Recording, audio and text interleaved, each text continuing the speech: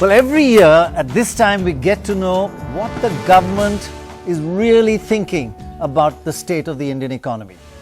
Are we in a crisis, as one point of view kind of centers around, or are we doing brilliantly, as another point of view, and where does the economic survey fit in between those two? Well, I'm going to start today with something I've never said before in about 15 years of covering the economic survey.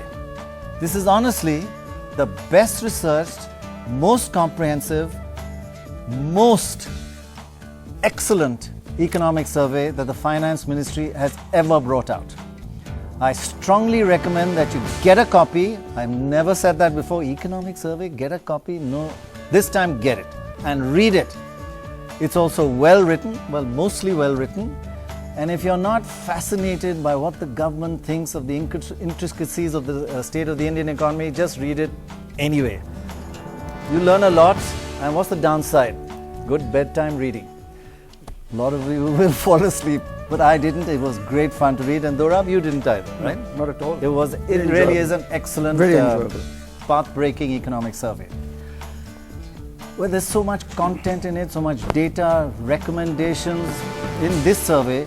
It's difficult to go through the whole lot in a program like this. Really, if there's one thing it suffers from is too much. It's really comprehensive about Indian economy with whole new ideas and whole new areas looked into and recommendations made. But we'll try and focus on the main highlights. You may not agree with a lot of recommendations of the survey. At least you've got an analysis to get your teeth into and disagree or agree. So we have the team with us, the team leader behind and his entire team who produced this economic survey, Arvind Subramanian. Very important. Very important. And I want to tell you something. About 20 years ago, I brought out an economic survey. The only difference is, and you gained a lot from what I did, because I broke the tradition of a staid cover. I said we're going to change the cover and we're going to change the graphics. Of course, nothing compared to your colorful graphics here.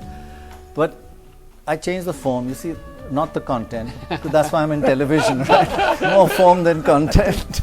But this is really, many congratulations. And I haven't read I've read most of it, spent all day reading it, and even Dorab was very critical. Impressed by it? Very impressed, must say. I've never seen one as good. Thanks very much. Firstly, it's effort of all these people and many more who contributed to this. Right. Yes. It's really a collective effort. But I think that perhaps we should stop here because it's going to be downhill from here. And I was just going to say tough act to follow. And thanks. Can you do me a favor and introduce? I know all their names, but I don't know exactly which part they played. And very quickly, if you could tell us. Yeah, sure. This is Anthony Syriac. He works on fiscal issues. Rangeet Ghosh, he works on fiscal and macro issues. Zubair works on macro free trade issues. Siddharth has worked on the JAM and the mother and child He's chapter. Come down from Harvard. Oh, sorry, I'm not meant to say that. No, no, say that. You are in trouble with your supervisor, right? JAM here. Yeah. Suthita has worked on the FTA and power chapter. Kapil works on fiscal, the bounties for the well-off chapter, and Navneeraj is our guru on the power sector. So. And who mystifies everything here? That you do. Well, let's go straight into it because we don't have that much time. We've got a full hour ahead of us. So let's have a look at the overall outlook of the Indian economy according to the survey. Is it good? Is it bad? Is it ugly? Now, according to the survey, we're in a pretty good place. But how does it all add up? It says GDP growth is going to be 7 to 7.5%. Now that will be amazing in a year ahead where the rest of the global economy is likely to see a downturn or at least stay stagnant, not you won't see any boom at all, and China doing badly. Now, but you got that 7 to 7.75, but how does it add up? Industrial production is down, exports are down, corporate sales are down, the stock market is down, credit growth rates are down, and agriculture low to weak. So let's have a look exactly at the two sides. One is this wonderful picture of 7.75%. If we get there and 8 to 10% in the future, which the economic survey talks about, the potential and the sweet spot that the Indian economy can reach, and there's enough data for you to actually trust that we can reach that potential. The only problem is a bit like my golf. I've had tremendous potential for the last 30 years. Never achieved it, but boy do I have potential. So let's have a look at some of the details of that. What about industrial production? The survey itself, and if you talk to any industrialist, shows that Indian industry is going through a really bad, tough patch. It's down 1.3%. The index of industrial production, I don't know how reliable that index is, down from 186 to 183. Let's have a look at the next slightly worrying picture, and that is exports plummeting, down 13%. That's partly to do because the world economy is in bad shape. Let's have a look at corporate sales. This is from Morgan Stanley, not from the government and the CSO. It used to be growing at around 25%. This is, of course, nominal sales. It takes part of that's inflation. Now it's growing at 0%. That's the record. That's what the published figures say. Let's have a look at the stock market. We all know terrible decline from 8,000 to 7,000, down 17%. But again, many other developing countries doing much worse. But does this all add up to 7.75%? Slowdown in credit. Credit to industry was about 20%, now growing at only 9%. Real slowdown, tightening up. And in the survey, you'll find falling capacity utilization, 73.6 down to 70.6. You wouldn't imagine that to happen in a really booming economy that India is. Although we did see 73 going to 70 earlier and then back to 73. So it does go up and down. But all these, so this is the big puzzle. One is the perspective that we're doing pretty well with the 7.75 is wonderful actually, and we all want India to grow at 7.75 or 8 or 10. But then the reality that every industrialist you meet, everybody even in the services sector worried about what's happening.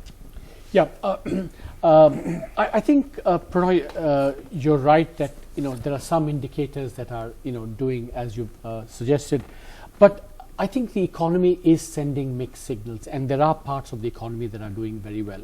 Right. Let me give you 2 or 3 examples. Right, I think the big boost this year to growth has come from 2 sources. First, because oil prices came down by about 50 to 55%. And oil price declines act like a tax cut. It's a tax cut for consumers. It's a tax cut for producers. A wonderful bonanza. It's a wonderful bonanza, and that has shored up private consumption to some extent, to a considerable extent, and so and you see that reflected in credit numbers. So you put up the aggregate credit numbers. If you actually decompose that into industrial credit and consumer credit, you see very different stories. Right. Real consumer credit is growing at about 15% in real terms to consumer credit. Mm-hmm. So that's a part of the economy that's doing very well. The other part of the economy that's doing well is public investment. Remember, this budget and one of the strategies of the government was recognizing that private investment has been and will probably be weak for some time. The public sector has to come in both to build the necessary infrastructure, which we need in any case, right, but also fills in for weak private investment. So, and public investment, has really soared in, this year. That's another source. Now, if you look at tax collections, indirect tax collections, for example, again, you find that even if you strip out all these new measures that we took, the diesel, the cess, and so on, they are growing at a healthy 10.5% if you strip them out. So, and that in turn reflects the fact that the consumer economy is doing well. So, I think on balance, there are parts which are doing well, and there are parts, and it adds up to what you see. Depends on who you talk to. Some exactly. And the one point, for example, you've put up the exports plummeting figure. Yes. That's all exports. That includes oil as well. Remember, we're also a big exporter of oil because basically oil-related products, refined products. If you strip out oil and look at just non-oil and see, and that's kind of more like -2 or -3%. So it's not as dramatic as it's made out there. So right. So on the whole, we have kind of parts of the economy that are doing quite well and parts less well. But despite the investment the government is making, the tax to GDP ratio is about 30% versus It has been the past 35%. That hasn't moved up. The private sector has moved out, the public sector has moved in. So as an economy as a whole, we haven't got much more investment in the last year than in earlier years, have we? So, sorry, the tax to GDP in India is something, state and center, is something like 17%, right? 17%. So, that's the government, yeah. Yeah, government, yeah.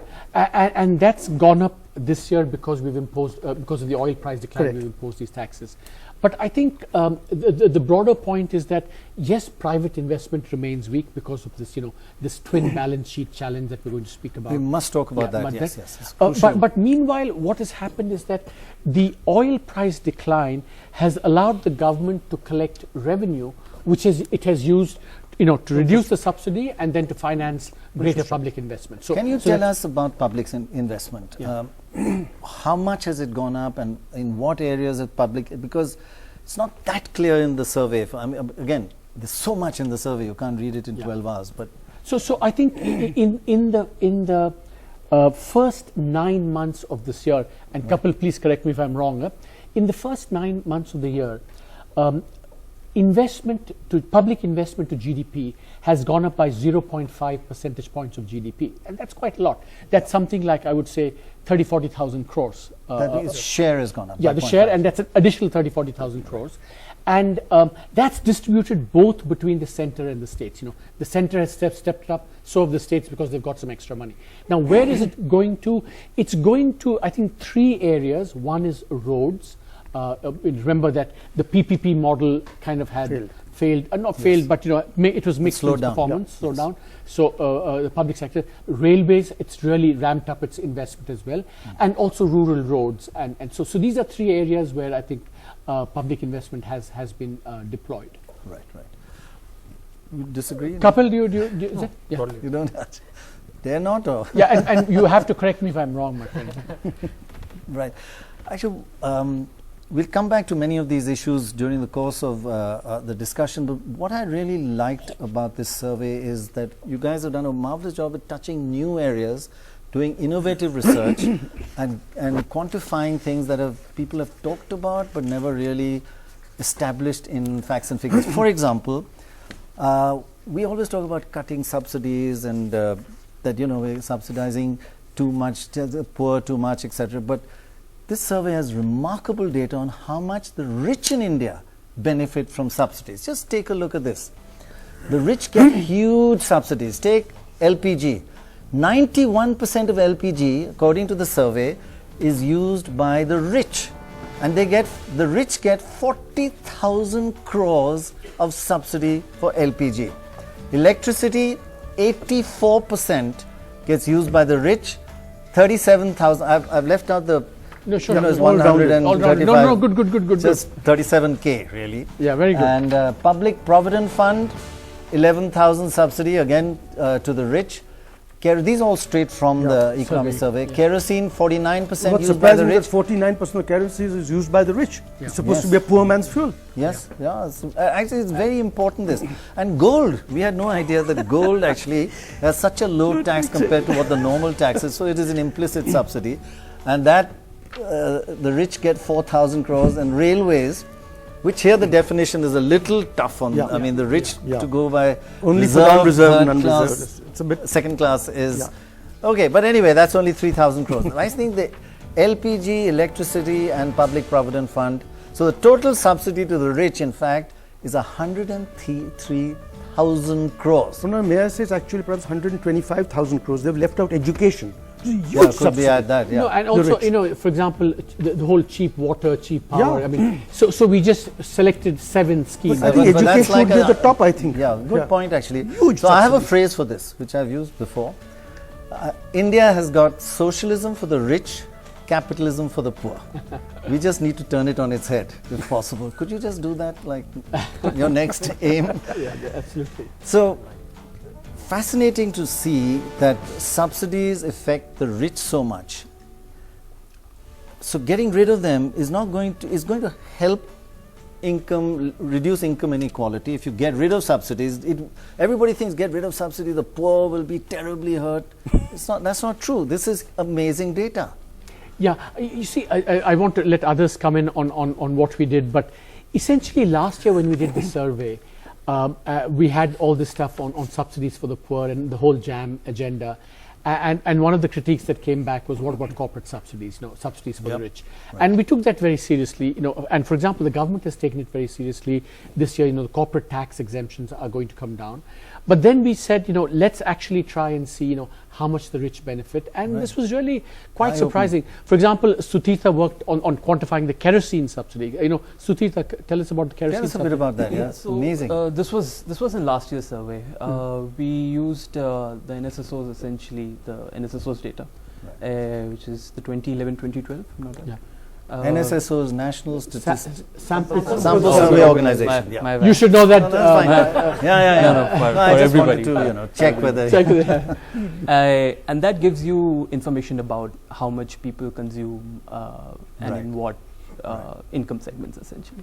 So it's a mechanical calculation, and you can find out how much. No, but to think about it, to conceptualize it, and to come out with a clear number that you're talking about kerosene, 49%.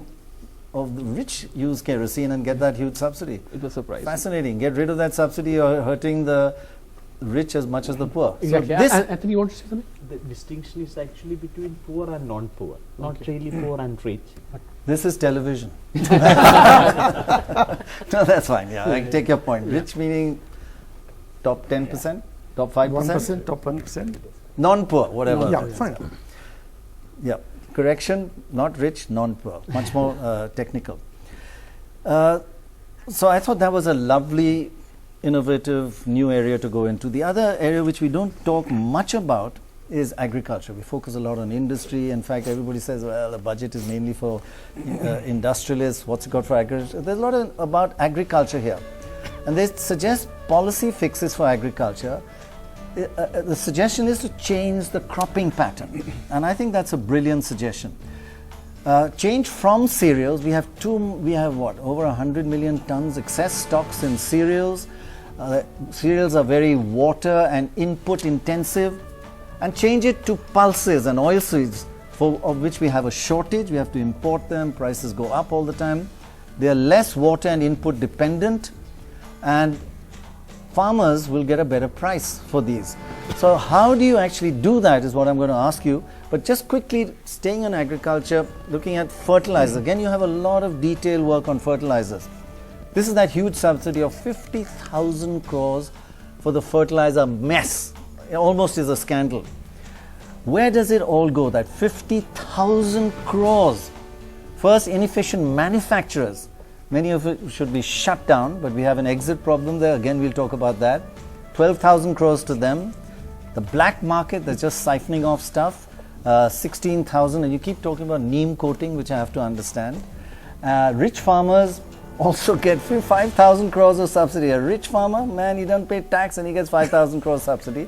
And small farmers, 17,000. But small farmers, 1/3 of that subsidy. They don't get what we all think, that the whole fertilizer subsidy, remove that, the small farmers will be in bad shape.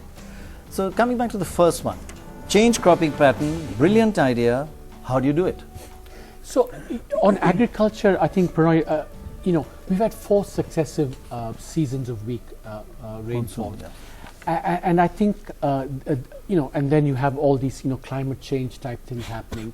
So there is a sense in which, agriculture has served as a wake-up call to the whole economy and to policymakers that, this is a sector that, we cannot neglect. We all become so enamored with manufacturing and services. We debate manufacturing, but we've failed startups. Startups. 40% of households derive their, income from agricultural activities. So it's something that we can't neglect. And one could argue that a lot of the land-related issues, even some of the social agitation we're seeing, is fundamentally related to the fear that agriculture is in decline and agricultural incomes will not be what they used to be. Right. So we need to address this on a kind of now. So you can say many things about agriculture, what we need to do, and tomes and treatises have been written on it. I did my PhD in agriculture. I know, exactly. But I think one way of looking at it, which is kind of the theme of the survey, is from the point of view of exit. If you think about it, in some ways, we've been so successful in cereals that we're finding it difficult to exit from that towards Right. other commodities like pulses. In pulses we have both, we don't have very high yields, and dietary patterns are changing towards more protein and less cereal. Right. So that's why we see these price increases, because demand supply are not matching. So what we're saying is that we need to boost the production of pulses. Is it by increasing support prices relatively? Is that what Yeah, you're talking about? so there are, I think, two things we could do. I think three things. One, technology. I think technology, just as we had a green revolution for cereals, we needed a green whatever. Well, he's all for GM technology. Yeah, exactly. What I call a rainbow revolution for this, because pulses come in many colors. Plus, and what you just said, minimum support prices. We have some of the work that was done for this survey, which one of the colleagues who's not here, Shomitra Chatterjee, did, was to get data, and state-wise you can get data on how aware are farmers of minimum support price policies. Right. And it's striking. In certain northwestern states, high awareness of MSP, because you actually implement MSP and procurement. In other states and MSP, other minimum crops, support price. minimum support, Yes, i.e. yes. the minimum that you promise the farmer, Yes. which guarantees a certain return. Right. What you find is that in other crops and in other regions, people know Don't much even less. know. Yeah, because we don't, we announce these prices, but we don't actually back it up with procurement. So one of the things I think we need to do is actually, provide, and this has been happening, the government has been doing it the last 2 seasons. Minimum support prices for pulses were increased by much more than the other crops, to change, as you said, the relative incentive. Right. And now the government is taking steps to back it up with, procurement at the states, procurement by NAFED, and so that's kind of that switch, that exit, as it were, has to happen. The per capita availability of pulses in this country was around 70 grams per person per day in 1950. About 60 grams, 70 grams in 1961, and 47 grams now. It's lower than independence, and the place where people need protein. To other crops, this is the main, this is the main source of protein for the poor. Yeah. And it's 47 grams now. It's in the That economic is survey. shocking, It's been coming down since 1960, non-stop. Right. And you're importing the stuff at very high prices. Why I and feel also that we are big producers, but we're also the world's biggest Consumers, consumers. yes. So we have a big impact on world markets, and Yes. so if that is actually a crucial point, because why I feel this is actually quite a practical suggestion. I must say some of the other suggestions are a bit idealistic. That's not a criticism. It's good to be idealistic and push the envelope. But here it's practical, because this is a politically damaging, the volatility in prices of pulses. And you could have included vegetables as well, actually, because onions shoot up and go down, and it's politically damaging. So while we got 100 million tons of wheat and rice, a few million tons of these crops are damaging them politically, so they may actually do something. So one suggestion it's a kind of is something that it may sound cute, but actually it's we do, all of us believe strongly in the power of transparency in these things. You see, when we calculate what support prices we should give for different crops, right, we calculate the private cost of production and what the private returns are going to be. So we say, for wheat, these are the costs of production. We don't say, for example, if you produce wheat and use subsidized power, that's a social cost. That should be taken into account. That you overuse fertilizer, that should be not taken into account. On the other hand, pulses, they fix proteins, they fix this, that should be a plus. Right. So maybe we should also, the way we think yes, about this yes, and bring yes. more transparency in how That we will give calculate. added argument to what you're saying. You to also switch import on. substitution. You're importing at such high costs. You could afford to pay part of that to the farmer and encourage him to produce.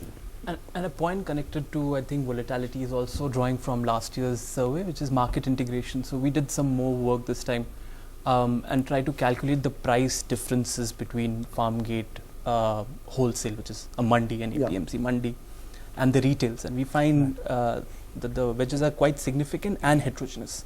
Except, I can't take the general political excuse that it's all the middleman that's doing this problem. Oh no, No. You're not saying that? No. Okay, fine. Yeah. No, but it's not. You see, and Sorry, I just wanted to No. clarify. So we don't establish what the reason for those wedges are, because data constraints primarily. Right. There could be several things. There could be Yeah. APMC rules. It could be norms of procurement in a given district or a state. So we have not been able to isolate what contributes to the price wedges. but we document them, and Okay, maybe good point. it's the intermediary, maybe it's something else. So not taking a stand. But one thing we know does matter is, and which applies especially to fruits and vegetables. The onion problem is these restrictions on interstate movements via the APMCs, which by the way, states are making progress in kind of changing their laws, but we also need to back it up with more infrastructure. One thing I didn't notice in this is this problem about 100 million tons or 80 million tons or 70 million tons, when we really need for a bad year about 30 million, 35 million tons. And you've got all this extra stock, we don't have the ability to store it properly, rodents keep eating it. I think we lose about 10 million tons of grain every year. Is there not a kind of technological solution that you can sell it on the market at a futures market, you can get it when you want it, so somebody else is storing it rather than you having physically to store it? You give it to Chicago, say I want 1 ton for 1 ton, but when I want it. But don't go price. You can't go price because that's very political. Right. They'll say you're selling it cheaper than you're giving it to our farmers. All that But we stuff. are exporting a hell of a lot of rice and wheat. Our No, I grains meant are on huge the export futures to India. market. Can you use the futures market to reduce volatility? Don't answer that. No, yeah. No, I think there is an answer. Anyone want to Let's hear answer? I from mean, I think that I do think that we need to make more use of markets. But the stock. By the way, actually, the stocks in cereals now are looking less excess than before because you've had two bad monsoons. But there's still, after 2 bad monsoons, you still got excess. That's the crazy part. So we need to fix it. You need the cropping pattern is the longer term solution. I agree. The other area which you never see in economic surveys, and I was so happy to see it, Dorab, who's not quite, doesn't have a big heart, didn't like this bit, I don't think. That's to do about inequality in India, income inequality. And this survey does a lot of work in that. There's growing inequality in India. Look at that, the percentage share of income of the top 1%, the really, really rich, this is the rich, in India, 1% used to own used to have 9% of the income, and that's gone up to 12.6. So that growth is important. Now UK, we are the same as UK now, but UK has remained stable, and the USA has also grown, but we have grown by the most. And of course, USA is before Trump. After Trump, I don't know what's going to happen. When Bernie comes, it will be sorted out. So, okay, we've got this problem, growing inequality. What are you going to do about it? Indira Gandhi taxed you at 70, 80, 95%. You want to have high taxes for the rich? Well, I think, firstly, by the way, the data point stops at 2012. I think it's worth noting that. That's what we 2012, have. Yeah, exactly. No, I'm just saying it's not that up to now. we don't have it. What happened? Could be even worse. More recently, we don't know. You have no idea. Yeah. I think several things. Firstly, I think it's just interesting to note that inequality in India has followed, at least in terms of trend in the US and in levels. It's in terms of what to do about this. I think that we've put it out as an important fact to know, but I think that the problem of inequality in India is much more complicated in many ways than around the world, because this is about what's happening at the very top. We're also concerned about what's happening at the bottom, what's happening in the middle. We're also concerned about inequality by different categories, region, communities, religions, and so I think in India it's a much more multi-dimensional problem, and so I think that one way to address this, of course, would be to provide much more opportunities for people at the lower end, increase skills, and also. No, but that's a bit. No, but also motherhood and apple pie. No, motherhood and apple pie, but the non-motherhood and apple pie consists is that we give so many bounties for the well-off. We give so many. That is the point. Actually, breaks. That ties up with your exactly. Subsidies going to the rich, and those address. Obviously, it's a huge argument to take that away. Those subsidies, and maybe redistribute them to the poor. Well, or you use public infrastructure, improve the quality of spending, or you can do all kinds of things. Education, whatever. You can do all kinds of things with it. But I think. I think this is important also for another, point. I think that when people think about the state in India, there's a general sense that the state doesn't spend the money well, or there's a lot of corruption or whatever. This kind of also could contribute to that sense that, a lot of the taxpayer money is actually going to the very well off. And so it creates perceptions about the state that in the long run are not conducive to, long run development. So I think from a broader political economy point of view as well, we should address One this. slight criticism in terms of the data, this straight from the economic survey, we've compared with UK and USA. Would it be nice to see countries like India or like other developing countries to see the disparity? But between US and us, the Gini coefficient is about the same. It's not wildly different. Right. Now, We are all unequal societies. Gini, we are on television. Gini coefficients, I'm sorry. hello, keep it simple. I'm sorry. Keep it simple, stupid. But But others want to say something on inequality? No? They like it. No. Okay, then. no, there is one issue about comparing it with UK and Yeah. US, and we don't come out too badly compared to the UK, but they're at a different scale of development. Even the poor are much better off. But Bangladesh, So you China, I can- think would be yeah, good we would- comparison. So that's why I'm saying when China. you're comparing it with them, it makes us look not too bad, but actually I don't know what they were like, because you've done other comparisons in the earlier part of growth of these developed countries and how industries were allowed to exit, while in India they're not allowing to exit. India is the originator of too big to fail, right? No, any size to fail. Any such- No, can I just say one thing on Yeah. the comparison point? Yeah. There is a kind of stylized fact in development. It's called the Kuznets curve. Yes. Inequality over the course of development first tends Right. to rise and then fall. And so maybe in that sense, it's not. We're comparing, the poor country with the rich country. Maybe, if you take that into account, that's Right. what.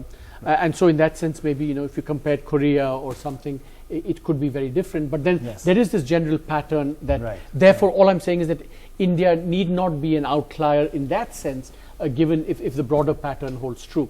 But what was your other point, Prannoy? What did you had another point about? No, about you had this whole section on industries not being allowed to to exit. exit. Yeah, You yeah, don't yeah. have new industries coming in, and if you're not doing well, you're not allowed to die. So Yeah. you've got a lot of inefficient industries running. Siddharth, can you explain that CA and clean out thing? So this is one factoid. It's in chapter 2, the exit chapter, and it's about how I think it's a very important chapter. This whole issue of exit is a hugely important issue in India. Yeah. I hope something's done about it. It's tough. Carry on, sorry.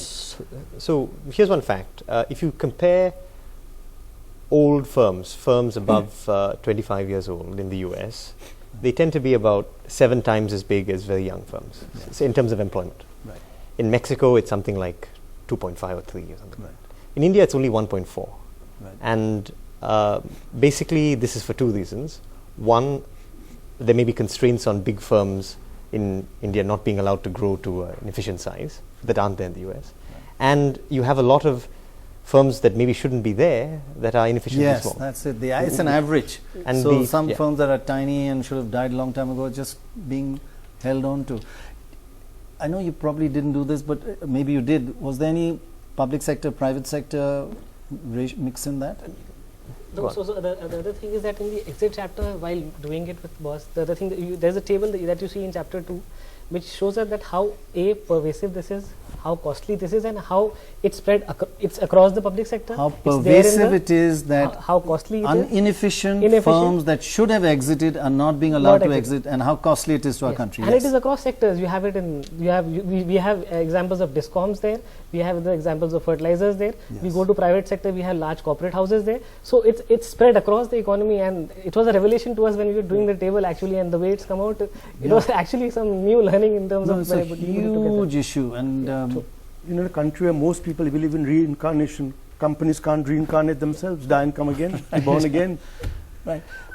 But it is wonderful that we gave the world the Chakravyuha legend, right? That's right. Lovely, yeah. Well, there are other issues in the. I just get the feeling it's more public. You never let a public sector die, ever. There's no question. I mean, how much is Air India debt? 50,000 crores? And it's meant to be our brand ambassador. Is it really a brand ambassador? Is it serving what it's meant to do? We're paying 50,000 crores for a anti-brand ambassador. But it won't die. And you see so many You don't have to react to any of this. It's a bit of No, extreme. but can I say what Zubair just said, that, you know, when you think about or you've thought about, or I'm sure many people have mentioned about the exit problem, but I think what is interesting is that you expect it to be in the public sector, but you don't expect it to be in the private sector. Oh yeah, it is, yes. And the whole, what Zubair said about the corporate houses and, you know, the twin balance sheet problems that we're facing now. Right. It shows, and also it's not just in manufacturing, it's also in agriculture that we just spoke about. So it's more pervasive than you know, just being Yes. confined to the public sector. Yes, So the I think private that- sector big shots have a lot of power. You mentioned twin balance sheets. Now that is a big focus, and it's a really interesting issue because it is probably one of the top 3-4 most crucial problems that India is facing right now. Could you explain exactly what you mean by twin balance sheets? So twin is two, a balance sheet, the two being the public sector banks and the corporate houses, you know. So we know that in the public sector banks, you know, the RBI has been very active on this, that the amount of, you know, stressed assets, which basically means that, you know, loans that banks have given out to companies are not being repaid on time, you know, broadly. And that Almost like bad debts. yeah, yeah. But and, not and quite the various bad categories, yet. yeah, the various categories, you know, stressed, non-performing, you know, various Right, right, categories, right. you know, various degrees of stress, as you could say. But basically a whole area where banks may not get their money back. Yeah, ever. exactly. Money back, that's high and rising, and that's why banks are in difficulty. But what we forget is that for every bad loan that a bank has made, there's a company that's not able to service that loan, and so it's the corporate side that's also in stress. And we have some numbers based on work done by Credit Suisse as to how bad the problem is in the corporate It's showing sector. even the ones that are stressed Are getting more are getting stressed. more stress, from 35% to 42%. 41%. They can't pay back, right? I mean, but but that didn't actually say the number of how many are stressed. And But that's affecting their capital investments. Correct. They're not able to make new Quite right, investments. yeah, you Even got working balance capital, if sheets you haven't are got the money, you can't even stressed. get working capital to run. no, but many of them spend it on other things, but don't give it back to the bank, right? And who can tell them not to? But you're right. The RBI has been talking about this. We are at a stage of building up opinion on this, but action is still to come. Right? See, can I tie together the twin balance sheet and the exit thing? You know, maybe yes, maybe very, interesting. yeah, very closely. Yeah. So I think, you know, why is this happening? Just step back and conceptualize a little bit on this, right? You know, we often think of countries such as India as having, you know, relatively weak institutions for enforcement. You know, like bankruptcy laws are not that strong. Therefore, you know, getting people out is very difficult. And to some extent, that's true. You know, we know of people who do bad things, but, you know, get away with it. And that's the sense in which we have weak institutions. Don't look guilty. Yeah. but what is really I find special and unique about India, that it's a combination of this weak institution, but also some very strong institutions. You know, our referee institutions, you know, the ones we know about, they're very strong. So bureaucrats, for example, are very reluctant to take actions that would allow exit. You know, take a public sector bank manager, right? He will want to write down a loan because that's how it is, but he can't write down a loan for fear of, you know, seeming to favor some corporate house whose loan he's written down, because he thinks that these referee institutions will come after him. Yes. And he won't be wrong in thinking that. You know, it is the case that these very strong. So you have a sense in which, you know, you have kind of bureaucratic inertia, paralysis because of strong institutions, and, you know, on the other side we have weak institutions of exit. And I think it's Very, this very true. And I know that's why what you're about to say. The media has some role to play in it as well. good, bad. Is it good or bad? Bad or ugly? Yeah, exactly. But I think we need to address both sides, and that's why I think, you know, what the government is doing on this new bankruptcy law is really very important. You know, it's very important. Yes. I think also what we're doing on the banks, very important, and also just, you know, getting down and settling some of these stalled projects, you know, which really involve saying bad decisions were made. Who should take what percentage of the cost, bear the cost of, you know, the promoter, the creditor, the taxpayer, the consumer? How do you allocate that? I think that just showing that can be done, that de facto you can have exit. I think that we need to show. Okay, you do in your presentation today, you made 4 pending factors, pending issues that still are big and need to be tackled. Let's just have a look at what those four are, because I think they're really crucial. One is obvious, the first one, and that is the GST. And we know that's just bogged down in political intransigence by all sides. I wouldn't go into now disinvestment. Just let's hold there, and we'll come back to this graphic later. Disinvestment, there's one wrong statement in this survey where you say privatization has taken place. It actually uses the word privatization, very bold, instead of disinvestment.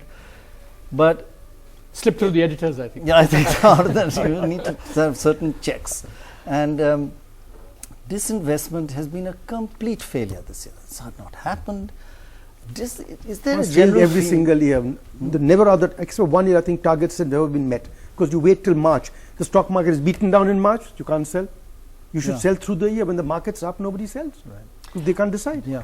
I think to be fair, I think remember that I mean, no question, strategic disinvestment should take place faster, and all points are well taken. But I think one should also note that this year, with commodity prices being at all-time low, I mean, selling commodity No, related. that's an excuse. You've got BSNL, you've got No, but sell ITC. SUT sitting on ITC, huge amount of money. they just there is a kind of almost a faith. And by the way, when I was in the finance ministry, there was this belief that we've got these public sector electricity producing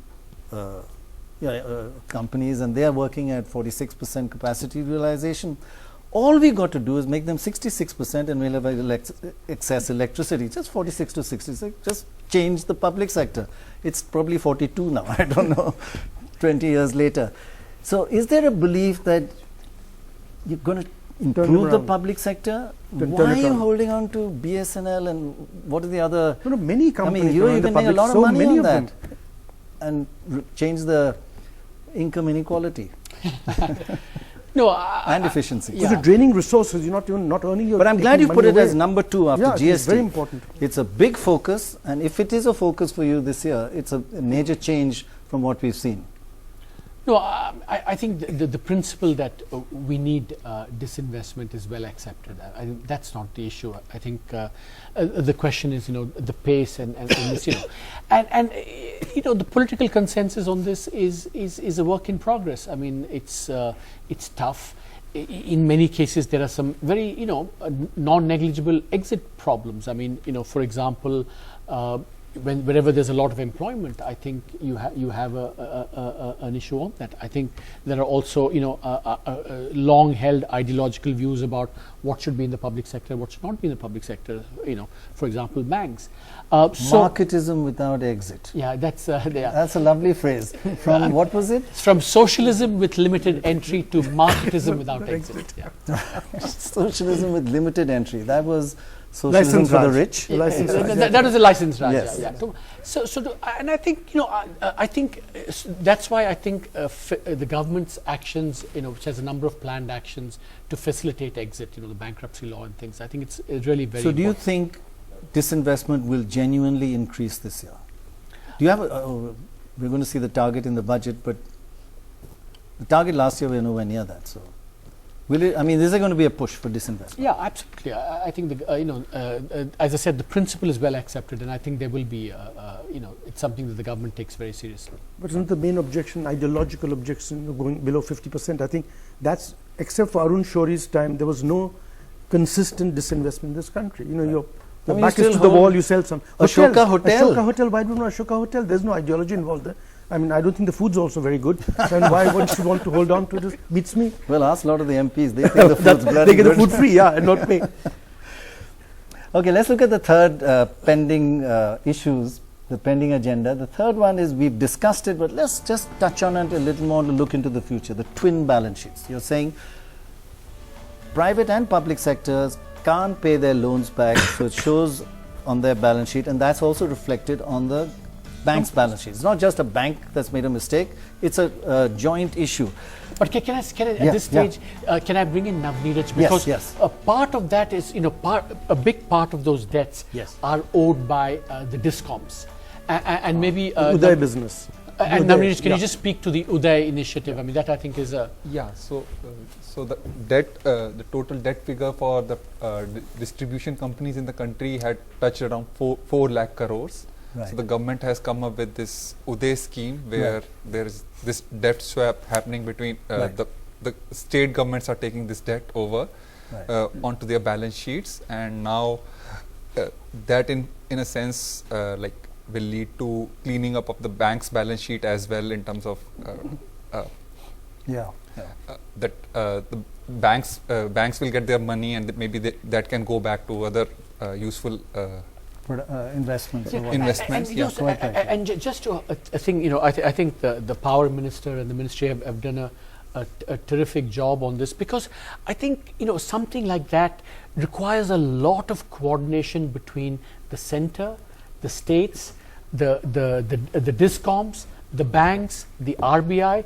So it's really it's things in India are I'm not at all invoking that as an alibi or an excuse, but I think things are really quite complicated with our structure. So the fact that we've started making progress on Uday, I think it's part of the twin balance sheet problem. But my question is that unless you can enforce the discipline that's supposed to go with Uday, because this is not the first time we are doing it, written the stuff.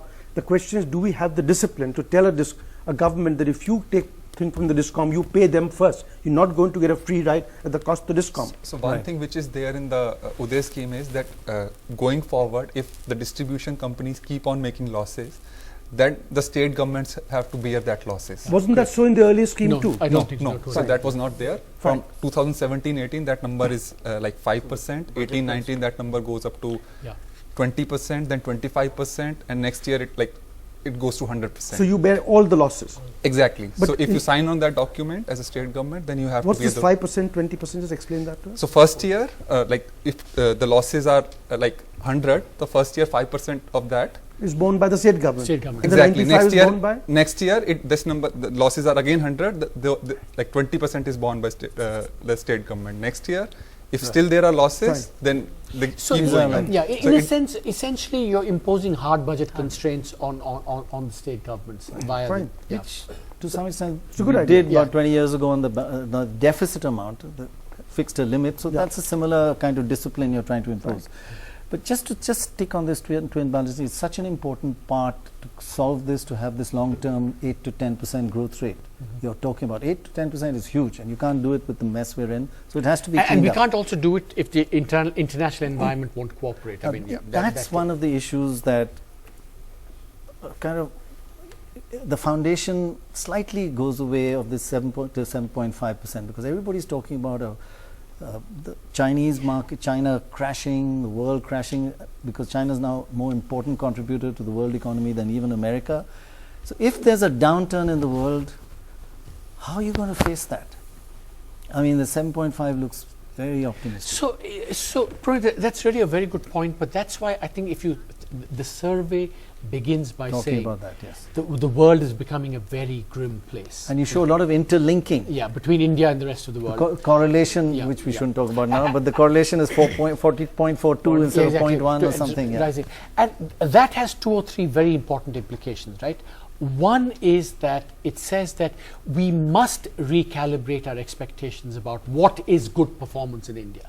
I mean, if we grow at 7% with the world economy going to hell in a basket, then then we've not done badly. Correct. Because I think people tend to compare the 7 with the 9, of the UPA years. But remember, that 9 happened at a time when the world economy was booming. So I think it's a very everything is relative, especially with the interlinking of especially India with, and the global. Especially with exogenous developments. The monsoons were very good. Exogenous. Right? Exogenous. I mean, This we is don't television. we don't control it. What we don't control, what's external to us. Yeah. Have economists. So the other implication, of course, is that if the world economy is going to turn down, we need to rely in the short run on domestic sources of demand in the short run, not in the long run, so that our growth is preserved. But we are much better faced than many other countries to do that, because we aren't so dependent on exports vis-a-vis in relation to other countries. Exactly. Yeah. Both the weakness and the strength. Exactly. On the upside you lose, but on the downside you're protected. Let's go to the fourth point, and we have touched on it quite a lot, but I want to just elaborate on that a little more. The fourth pending agenda is rationalize subsidies. Rationalize is a lovely word, it means a lot of things. But I suppose a key thing which a lot of people did talk about in the old days was that getting the subsidy to the target group, there were a huge amount of leakages.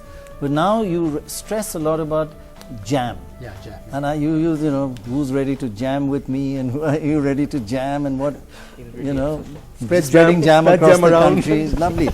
So, will jam be a crucial part of rationalizing subsidies? Siddharth, you want to speak to that? So, I mean, one way that cash transfers are the real boon is that, so first of all, JAM stands for Jan Dhan Aadhar Mobile, and it kind of illustrates the potential of... Just explain it just a little more. Jan Dhan is opening bank accounts, Aadhar is your identity, and mobile is the mobile banking. So there are basically three things to JAM. The government has to know, has to be able to identify people. The government has to be able to transfer money to their accounts, and people have to be able to access their accounts, and that's kind of non-trivial, especially in rural India. So that's what we call the sort of last mile challenge of getting money out of banks into people's hands. Right. These are the sort of ingredients of JAM. And you also talk about the first mile challenge and the last mile. There's a middle mile challenge. So we won't go into all the gory detail, but carry on. Sorry. The middle mile. So it's a real serious problem, by the way. Okay. The middleman. Oh, the middleman, right. Yeah. So I mean, what cash transfers can do is both improve economic efficiency by reducing leakage and improve social protection at the same time by directly improving the economic lives of the poor. And what we document in the survey is two things, looking at the largest two kinds of JAM, the LPG subsidy scheme and something with NREGA. Right. These are huge expenditures, and you can really... And food subsidy too, the rations you give, that's a huge amount. No, I think what Siddharth was saying is that we've actually made a lot of progress already in two big schemes, PEHL, which is the LPG subsidy, where we calculate the research. Basically, what you're saying, I think, for the average viewer, is that you'll put money into people's bank and they can go buy the LPG. You won't give them a cylinder. Is that right? Roughly? But with their identity to show that they're over below poverty line or whatever. And the only point to make is that going forward, there are areas where, which are really ripe for spreading this jam, which is, maybe, fertilizer, maybe also government programs, where there's a lot of scope for, getting money quickly and effectively directly into beneficiaries' hands. Okay. We are running out of time. I do have one of you. Have you all spoken? No. Kapil and Rangeet are. So tell us. Kapil will tell us about the subsidies, the corporate subsidies. Yeah. Kapil's done a lot of work on small saving schemes, for example. See, basically, we have worked on the small saving schemes. Right. Small saving scheme, especially, we have targeted the PPF deposits. Why PPF deposit? Because first we have to identify who deposits in this amount, whether they are the really small or large. So it's another question. Public Provident Fund. Public Provident Fund. Right.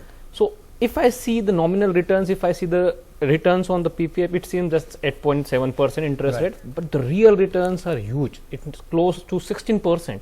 So it is kind of another implicit subsidy which we are giving to the person who was depositing the tax break. And what is happening in this process? In this process, some of the deposits which should have gone to the banking system, now they have been diverted to the PPF. Now what happening? The monetary policy transmission issues come, all the things are coming. So this is the way we started to whom we are giving the subsidies. I'm afraid I'm being shouted at. Okay. We're running out of time. Just have that one more question. So quickly tell us 5 things that are in the budget. I mean, the fiscal deficit is going to be, we're going to cut this tax, increase this tax, cut this subsidy. By the way, you do say don't raise the exemption limit, but actually finance ministers never listen to economic advisors anyway, so that won't mean he'll do the opposite in the budget. Isn't there a wage drift problem? Because in a country with 10% inflation every year, don't increase the limit. Isn't there a problem there because of the wage drift? Well, in some ways that might work in our favor, bring in more payers into the tax net automatically. Right. Well, thank you all very much. And once again, I have not said this before, this is the best even better than the economic survey that I brought. God, up. that That's must saying be- something. that says a lot. That's saying a lot. I thought, Prannoy, as a good host, you were going to say it's even better than the great one you did last year. Well, I'm just thinking about what you're going to do next year. You better start working now. But thanks very much indeed. Thanks very much. It was very, very clear, and we're still not sure whether we're in bad shape or good shape, which is one issue actually in India. You must always say you're in a crisis, and you even mention that in your survey, but you say everything's fine, so nobody will do anything. You should say we're in a terrible crisis, we have to do these 5 things, then something will get done. But thanks very much. Made everything very clear. God bless you. Thank you. Well done.